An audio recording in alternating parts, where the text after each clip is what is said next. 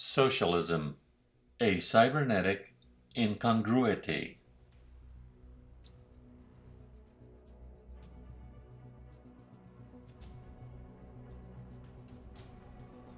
Hello, I am Javier Livas, an attorney, an activist for freedom, and cybernetician.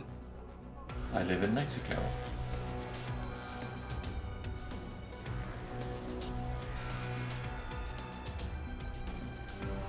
I have debated with socialists many times. The problem is that they are very slippery, as ice. If you criticize socialism, they immediately ask for an example. Then you say, the Soviet Union, and they come up with an excuse.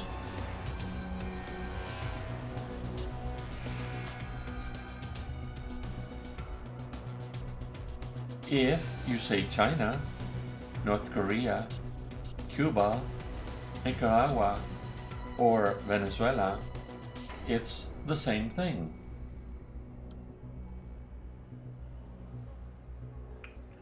Against all the evidence, they say, that is not socialism, that is state capitalism.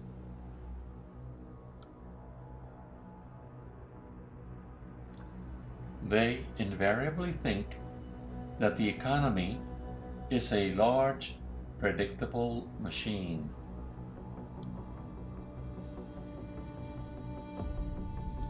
Plus, also invariably, they confuse the state with the government. An error made by Karl Marx also. Socialism has resurfaced in the United States, pushed by the media, academia, intellectuals, and many young students.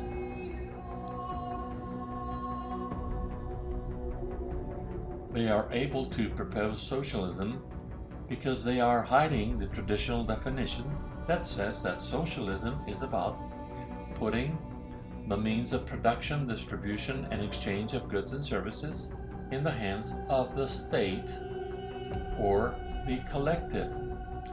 It also is about centralized planning of the economic engine, because as I said, they view the economy as a predictable machine.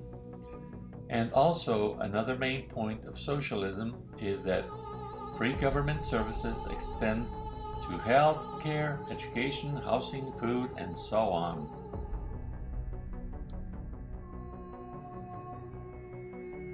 Bernie Sanders has many converts to his kind of socialism that he calls democratic socialism, which is opting for a backdoor into the real socialism if it exists.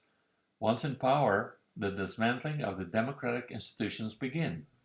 It does not take much effort to open the gates to entropy.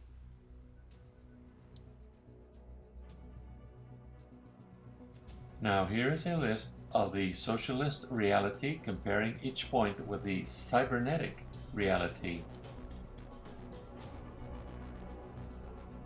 Socialism treats economies and societies as simple, predictable systems.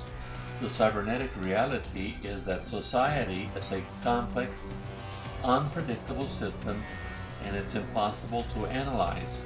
Social systems learn and adapt constantly. Change is inevitable.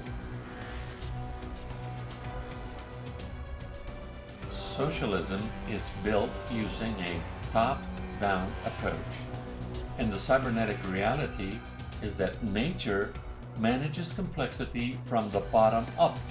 Every recursion level is free to seek its own equilibrium.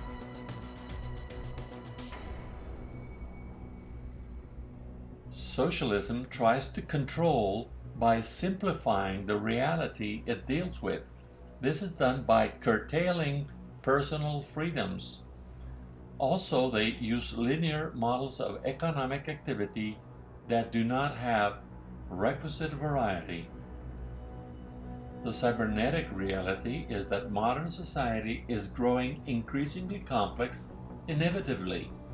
Requisite variety engineering is the only solution to restore ecological balance and ensure viability. Neither supply nor demand are linear equations.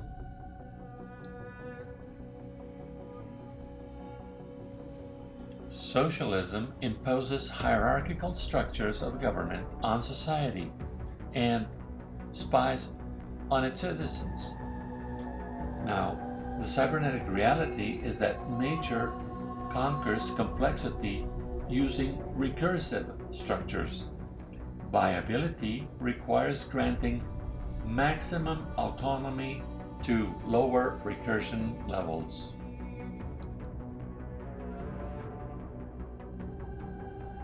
Socialism does not allow the functioning of markets. It cancels consumer variety at the source.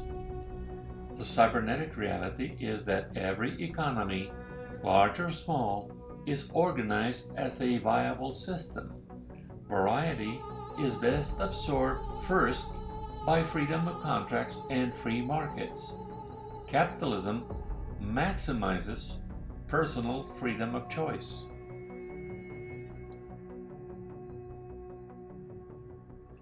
And finally, among other things, socialism bets on the centralized planning while assuming a predictable future. In reality, cybernetic reality, we find nature where self-organization prevails. There is no central planning at all, and the future is unpredictable.